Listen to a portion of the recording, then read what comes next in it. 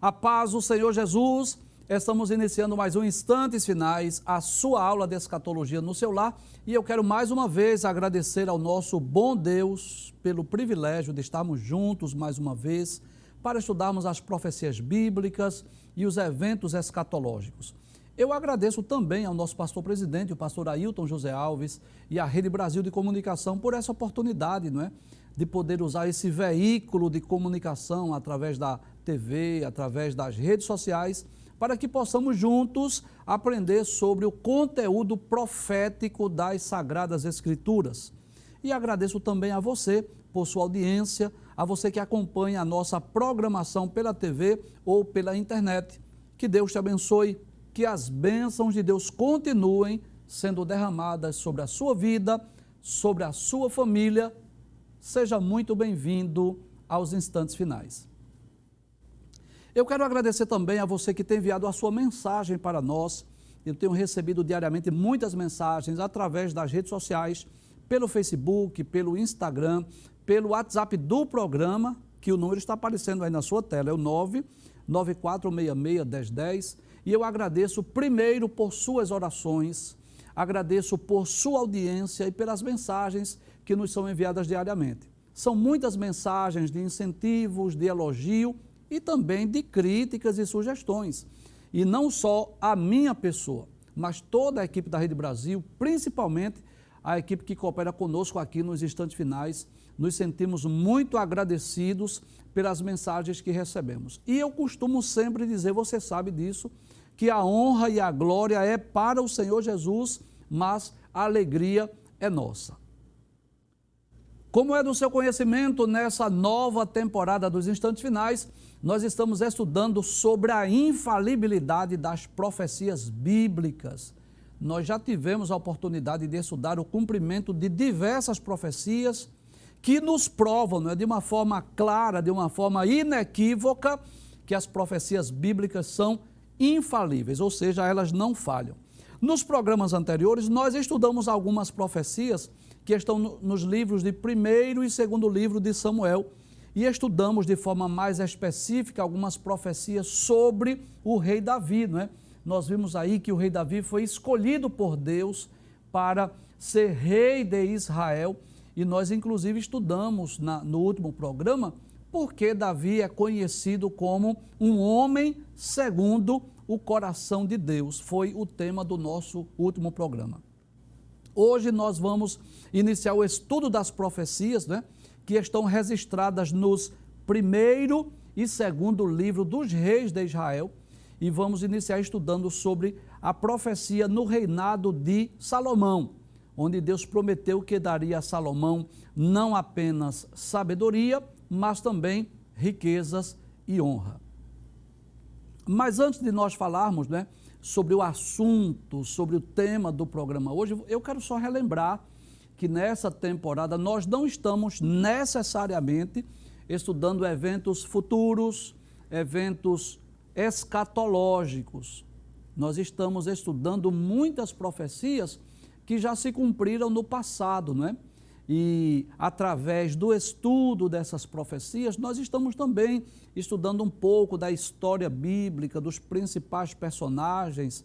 Você deve lembrar que nós estudamos vários programas aqui, várias profecias sobre Abraão, sobre José do Egito, sobre Moisés, sobre Sansão, sobre Gideão, sobre Saul, Davi, e hoje vamos iniciar o estudo sobre as profecias que ocorreram no reinado de Salomão. É uma oportunidade que Deus está nos dando de nós conhecermos um pouco da história bíblica, mas acima de tudo, eu quero deixar bem claro que o nosso objetivo aqui é mostrar, é provar que as profecias bíblicas elas não falham. Por isso nós estamos estudando um pouco da história, mas dando ênfase às profecias e o seu cumprimento. Abre a tela, por gentileza, do tema do programa hoje. Muito bem, este é o tema do programa. Salomão receberia sabedoria, riqueza e honra. É o tema desse programa de hoje. Mas antes de nós estudarmos essa profecia, nós gostaríamos de falar um pouco sobre o rei Salomão. Salomão era filho do rei Davi com Batseba. Seu nome deriva-se lá do hebraico, Shalom. Isso, Shalom significa pacífico. Ele também recebeu outro nome de Gedidias, que significa amado de Jeová ou amado de Yahvé. O nome do rei Salomão, ele aparece aproximadamente, que coisa interessante, 300 vezes no Antigo Testamento e 12 vezes no Novo Testamento. Então, mais de 300 vezes o nome de Salomão é mencionado nas páginas da Bíblia.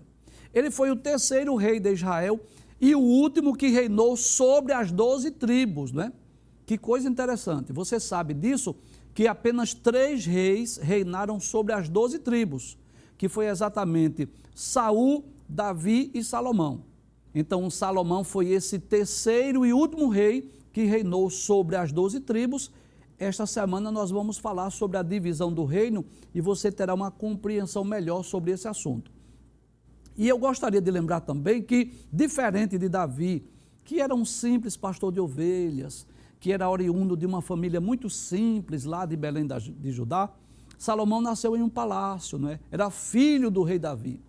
E apesar de não ser o primogênito, é muito importante essa informação, Salomão não era o primogênito de Davi, mas foi ele escolhido por Deus para reinar sobre as 12 tribos de Israel. E o reinado de Salomão foi marcado pela paz e prosperidade, não é? Diferente do reinado de Davi, que foi caracterizado por muitas guerras, por muitas batalhas, o reinado de Salomão foi pacífico e próspero. Ele fez muitos tratados, muitos acordos com reis vizinhos, ele realizou também muitos casamentos políticos e dessa forma ele garantiu a paz para o seu reino, tornando uma das grandes potências da época, né? Israel, Jerusalém era uma das grandes potências da época. E ele expandiu o comércio exterior, ele promoveu prosperidade doméstica, ele desenvolveu grandes empreendimentos durante o seu reinado.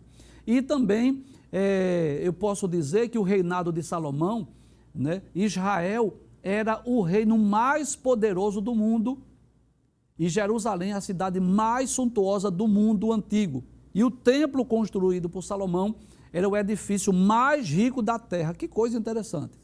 Então, tudo isso fez com que dos confins do mundo pessoas viessem ouvir a sabedoria de Salomão, como nós podemos ver, por exemplo, a rainha de Sabá, no primeiro livro dos Reis, capítulo 10, fala sobre isso. E Salomão tornou-se conhecido, né, como o rei mais rico e mais sábio do mundo. Agora, o que muita gente não sabe é que esta riqueza e esta sabedoria era fruto de uma profecia. Você sabia disso? É sobre isso que nós vamos estudar. A riqueza, a sabedoria e a glória de Salomão era fruto de uma profecia bíblica, na verdade uma profecia que foi dita a Salomão, uma promessa que foi feita a Salomão no início do seu reinado, quando ele estava dormindo. Deus apareceu para ele lá em Gibeão, perguntando a ele o que era que ele queria. E ele pediu que Deus lhe desse um coração sábio, e Deus prometeu que daria não só a sabedoria, mas daria também riquezas e honras. Abre a tela, por gentileza, para nós estudarmos esse texto. Muito bem. Então, se você ler o capítulo de número 3 do primeiro livro dos Reis, a partir do versículo 1, você vai perceber que Salomão estava aí no início do seu reinado. Ele havia reinado. Traz a tela, por favor. Ele havia sido escolhido por Deus para reinar sobre Israel. E eu já disse isso aqui quando falei em programas anteriores sobre Josué, que não foi fácil para Josué substituir Moisés. E eu posso dizer o mesmo do rei Salomão. Substituir o rei Davi, o maior rei da história de Israel, não era uma tarefa muito simples, não era uma tarefa fácil. E é por essa razão que no início do seu reinado, quando Deus aparece em sonhos a Salomão, quando Deus diz a Salomão que ele poderia pedir o que ele quisesse, o que Salomão pediu foi exatamente um coração sábio.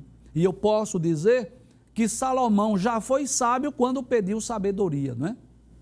Talvez se fosse um outro rei, um outro monarca, uma outra pessoa, tivesse pedido muitas outras coisas, né? Talvez pedisse muitas riquezas, talvez pedisse muita honra, muita glória, muitas coisas materiais e terrenas, mas Salomão já demonstrou sabedoria quando pediu a Deus que lhe desse um coração sábio. Vamos estudar essa profecia? Pode passar a tela, por gentileza, pode abrir? Volta, versículo 5, por favor, que eu não li. E em Gibeão apareceu o Senhor a Salomão de noite em sonhos e disse-lhe, Deus, pede o que quiseres que te dê. Ou seja, Deus disse a Salomão, o que é que você quer? O que você pedir eu vou lhe dar. Passe o texto, por gentileza, e nós vamos ver. E disse Salomão, isso estava em sonho, ele estava dormindo, mas é como se ele estivesse sonhando ali, como se Deus estivesse aparecendo para ele. É por isso que ele está deitado, observe, né? E ao mesmo tempo aparece essa imagem de joelhos. É como se ele estivesse dormindo, mas sonhando que Deus tivesse aparecido para ele. Aí ele começa a lembrar dos feitos. Ele começa a lembrar das grandezas, das maravilhas que Deus fez através de Davi. Veja, ele diz assim, de grande beneficência usaste tu com teu servo Davi, meu pai. Como também ele andou contigo em verdade e em justiça e em retidão de coração perante a tua face. Que coisa interessante. Pode trazer a tela? Salomão começa a lembrar dos feitos de Deus, a grandeza de Deus durante o reinado de Davi, mas ele também enumera aqui algumas características, algumas qualidades do seu pai. Abre o texto mais uma vez para nós relermos. Aí ele diz assim, ele andou contigo em verdade, em justiça e em retidão de coração perante a tua face. E Salomão diz o que Deus fez com Davi, guardaste-lhe esta grande beneficência e lhe deste um filho que se assentasse no seu trono, como se vê neste dia. Pode passar o texto, versículo de número 7. Ele diz, agora pois, ó Senhor meu Deus, tu fizeste reinar teu servo em lugar de Davi, meu pai, e sou ainda menino pequeno, nem sei como sair, nem como entrar. Traz a tela, por gentileza. É claro que Salomão já era adulto. Ele não era um bebê, ele não era uma criança, não, ele já era adulto. Mas ele sentiu-se como o profeta Jeremias. Você lembra disso? Que quando Deus chama Jeremias para o ministério profético, Jeremias disse assim, eu não sei falar, eu sou uma criança. E Jeremias já tinha mais ou menos 21 anos de idade. Então eu posso dizer que essa expressão, quando ele se sente como um menino, como uma criança, não é que ele fosse bebê, não é que ele fosse uma criança, mas diante daquele grande reino, diante daquela grande responsabilidade de assumir a liderança de Israel, de substituir o rei Davi, ele se sentiu incapacitado. Ele sentiu-se que não tinha condições, ele sentiu-se como criança. E eu diria que isso é uma virtude na vida daquele que é chamado por Deus. Se nós estudarmos da Bíblia, nós vamos perceber quantos homens de Deus quiseram, às vezes até não quiseram aceitar o chamado porque se sentiram pequenos, se sentiram incapazes, que não tinham condições de exercer tamanha responsabilidade. Isso ocorreu com Moisés, isso ocorreu com Gideão e muitos outros servos de Deus que nós vimos aqui em alguns programas anteriores. Então, na verdade, Salomão já era adulto, mas ele se sente como criança diante daquela grande responsabilidade. Abre o mesmo texto, por gentileza. Aí diz assim, sou ainda menino pequeno, nem sei como sair nem como entrar. Ele estava dizendo, eu não tenho condições de ser rei. Pode passar o texto, versículo de número 8. Aí ele diz, e teu servo está no meio do teu povo que elegeste. Olha, não é simplesmente ser rei, mas é reinar sobre o teu povo. Isso aumenta a responsabilidade. Aí ele diz, quem era Israel? Ele diz, povo grande, que nem se pode contar, nem numerar pela sua multidão. Então ele reconhece, né, a grandeza do reino, o grande número de hebreus que estavam distribuídos nas 12 tribos. Ele começa a sentir-se muito pequeno. Passe o texto, versículo de número 9. Aí ele diz, a teu servo, pois, dá um coração entendido para julgar a teu povo, para que prudentemente discirna entre o bem e o mal, porque quem poderia julgar a este teu tão grande povo, né?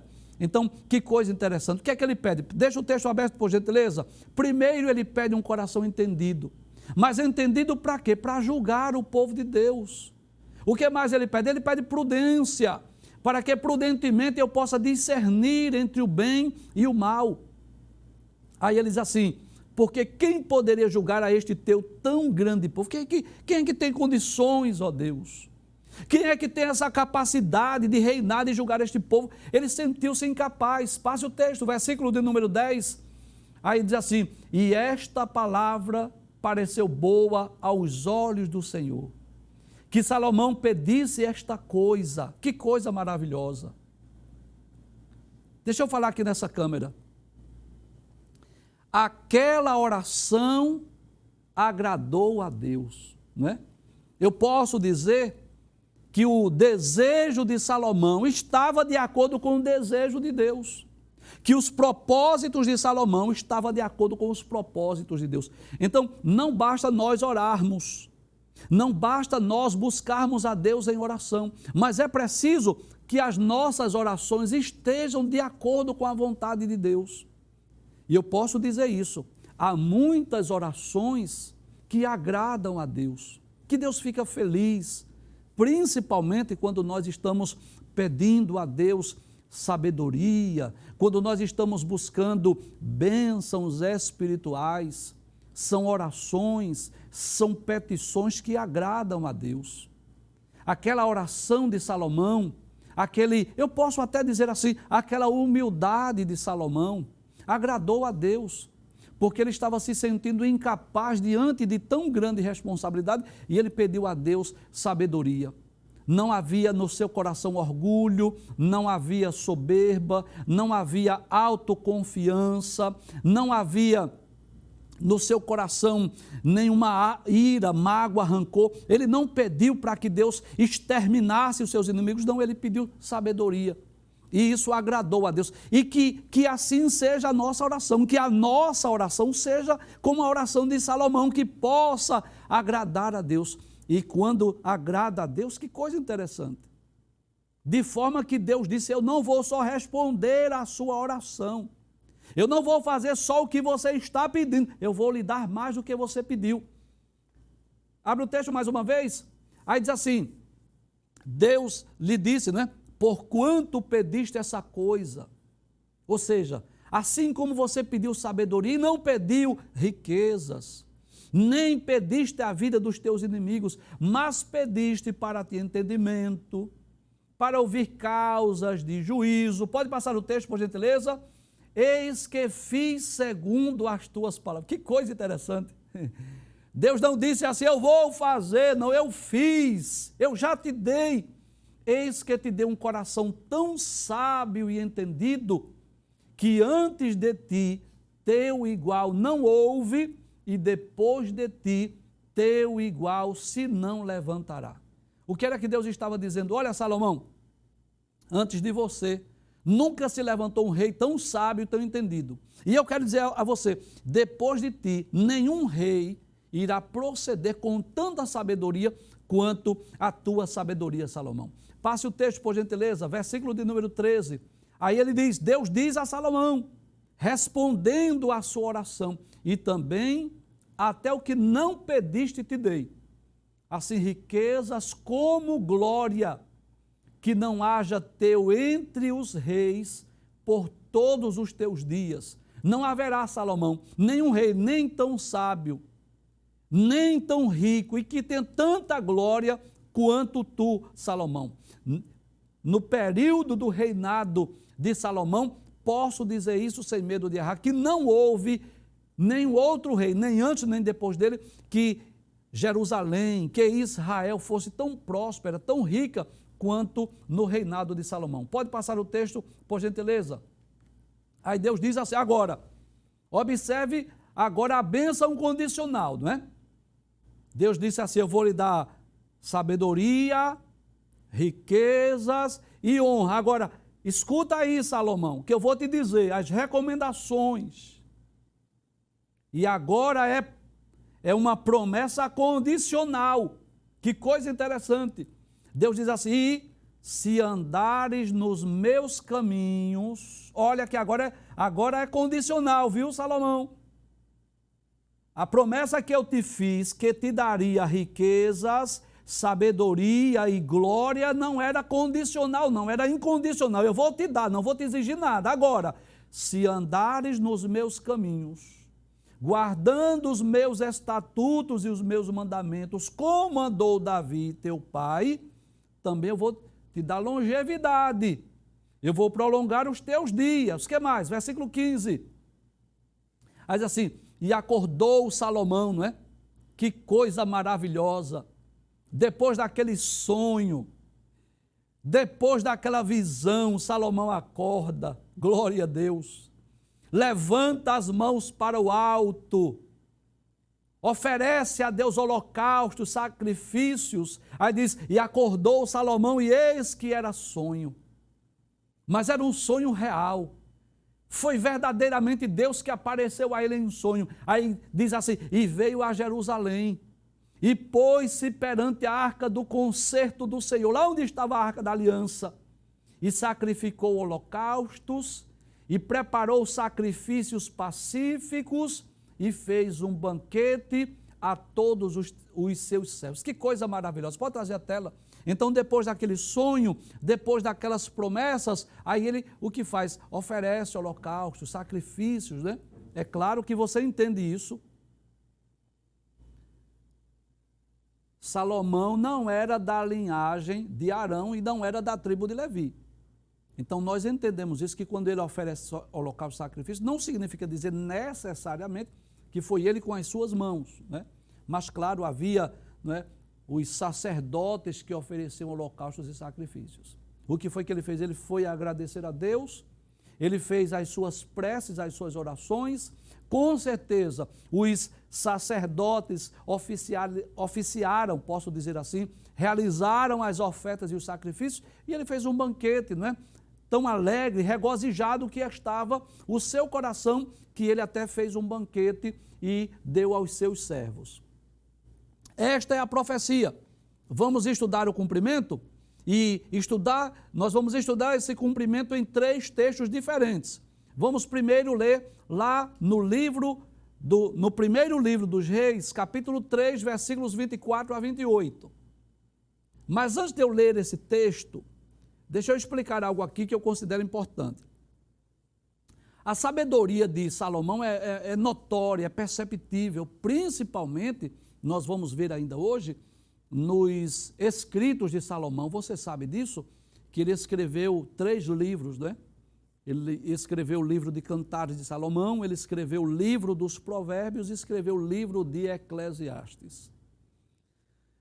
Ele também tem uma capacidade administrativa extraordinária. Com certeza foi Deus que deu a Salomão toda aquela capacidade administrativa para ele poder administrar aquele grande reino, para ele poder fazer tantas construções como o seu palácio, o templo em Jerusalém, enfim. Mas de todas as histórias bíblicas que falam da sabedoria de Salomão, nós vamos perceber que a mais conhecida é a história daquelas 2 prostitutas que moravam juntas e que ambas tiveram filhos. E quando elas tinham aqueles filhos recém-nascidos, pequenininhos, ainda bebês, uma delas, dormindo, deitou-se em cima do bebê. E o bebê morreu. E o que foi que ela fez? Ela trocou as crianças.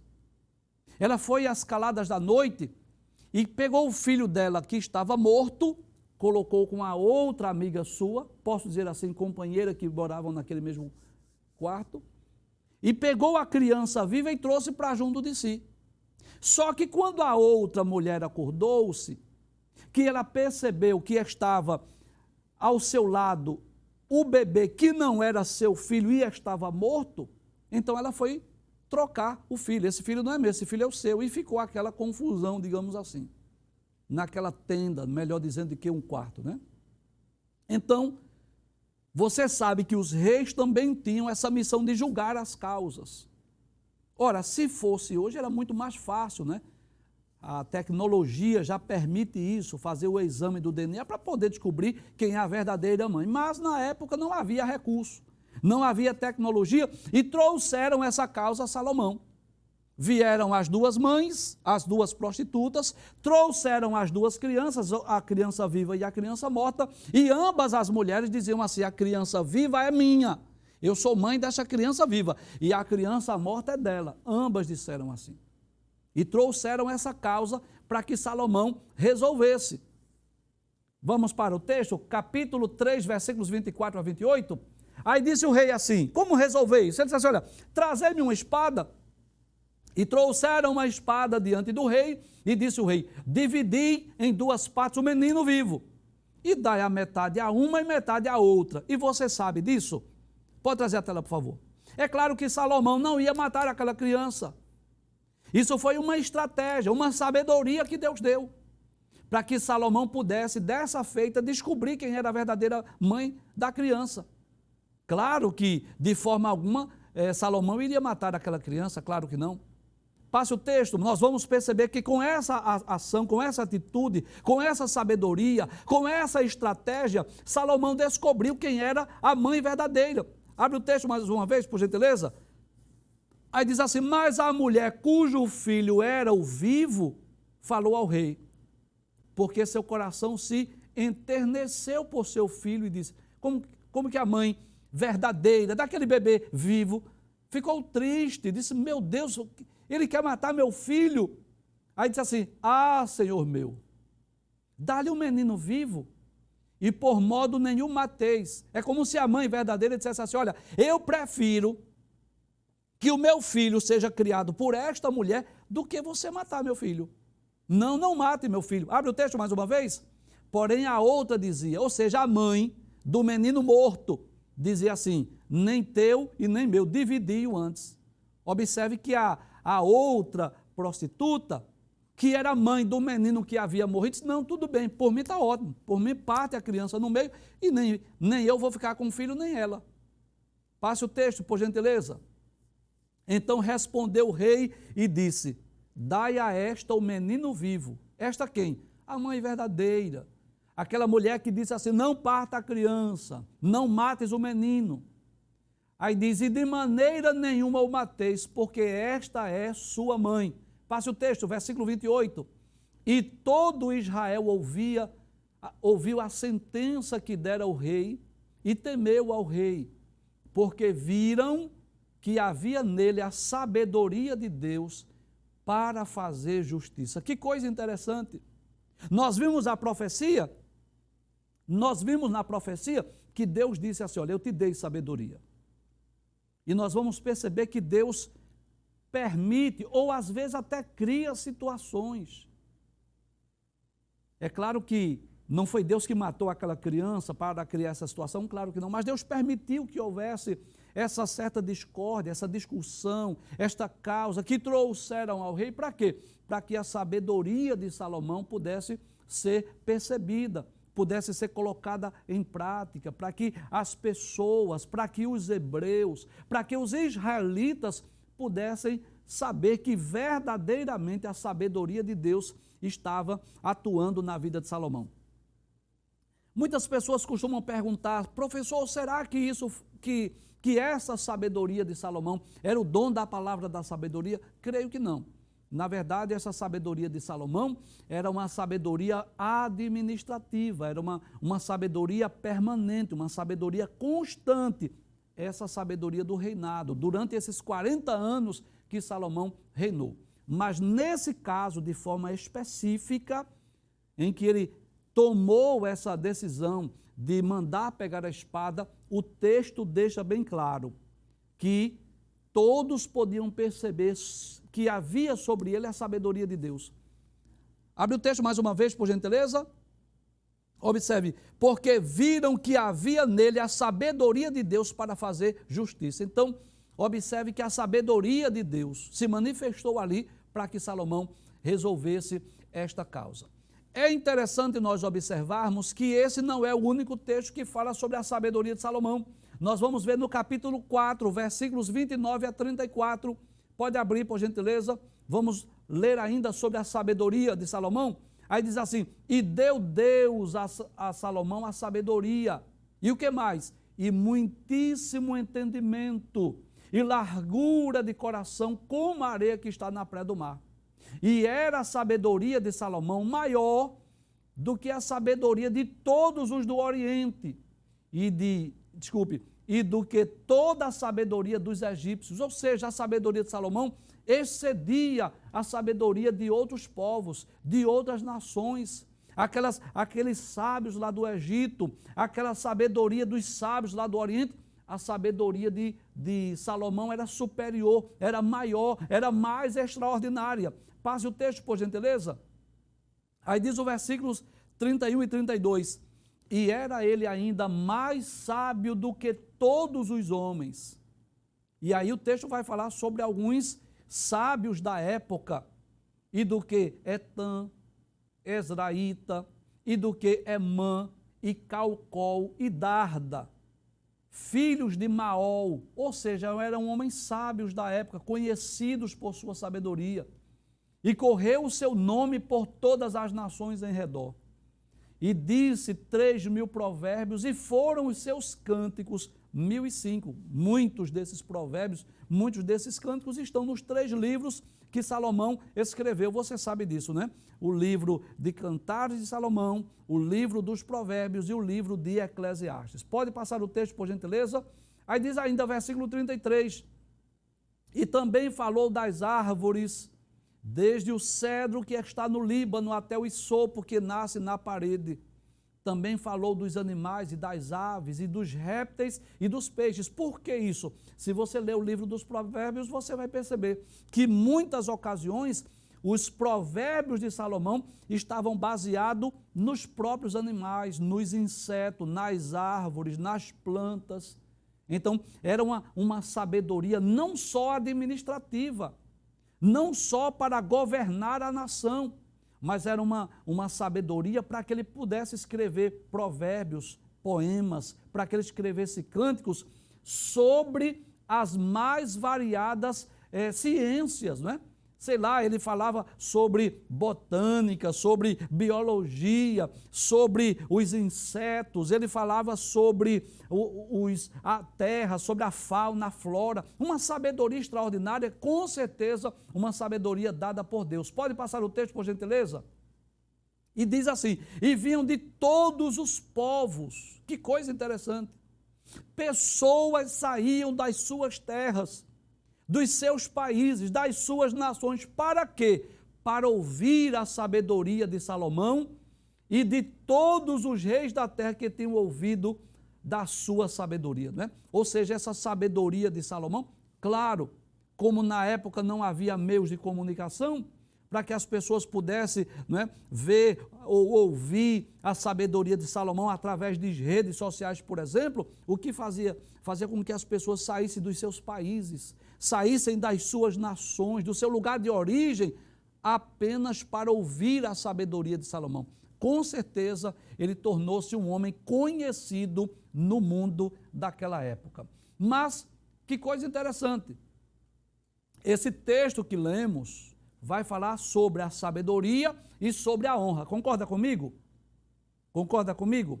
Deus deu sabedoria, e esta sabedoria tão grande que Deus deu fez com que pessoas do mundo inteiro fossem ouvir o próprio Salomão, fosse até Jerusalém. Que coisa interessante, quantas vezes não chegou lá diante do palácio aquela comitiva, como a comitiva da rainha de Sabá, e chegaram aquela comitiva, e quando iam os príncipes de Salomão saber qual era a razão, qual era o motivo daquela comitiva, simplesmente eles diziam assim: nós trouxemos dádivas, nós trouxemos presentes e viemos ouvir a sabedoria de Salomão.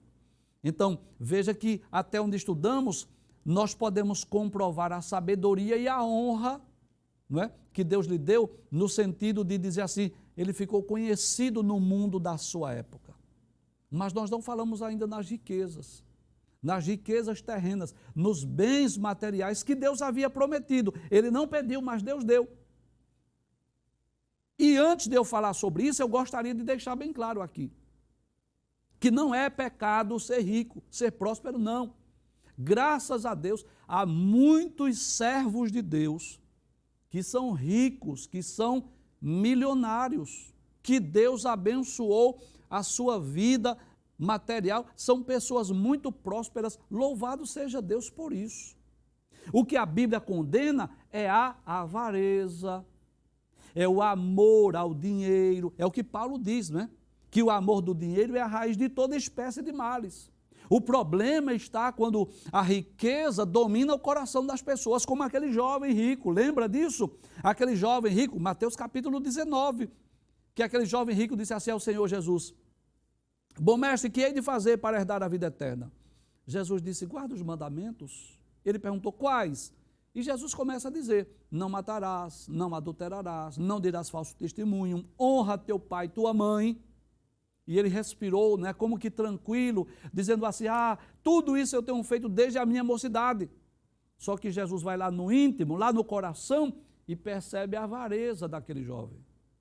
E Jesus exige daquele jovem o que nunca exigiu de ninguém. Jesus disse: vai, se você quer ser perfeito, vende o que tens, distribui com os pobres e depois você vem e segue-me. E o que diz a Bíblia? Que ele saiu triste. Por quê? Porque tinha muitas propriedades. Então o problema não está na riqueza, o problema está como estamos administrando essa riqueza. Onde está o nosso coração? Então veja que Deus deu a Salomão, como Deus deu a outras pessoas. Abraão era um homem muito rico, Jó era um homem muito próspero, era o maior do Oriente, e eram crentes, eram servos de Deus. José de Arimateia era um homem rico e era servo de Deus, era discípulo de Jesus.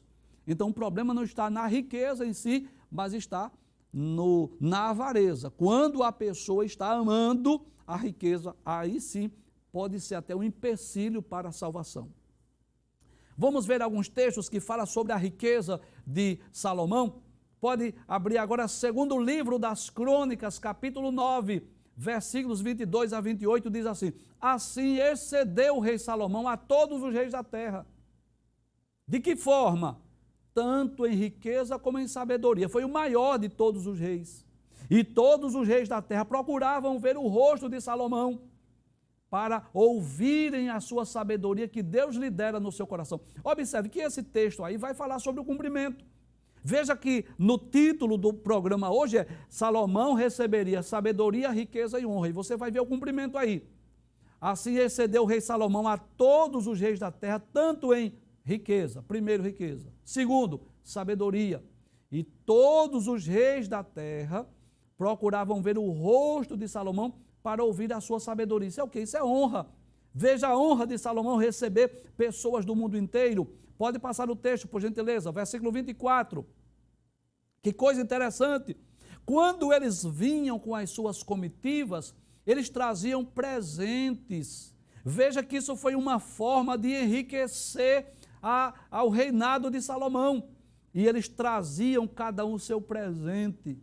Quais eram os presentes? Vasos de ouro, vestes, armadura, especiarias, cavalos, mulos, cada coisa de ano em ano. Veja que não era uma vez única na vida. É como se eles procurassem anualmente ir lá ouvir essa sabedoria. Passe o texto, por gentileza.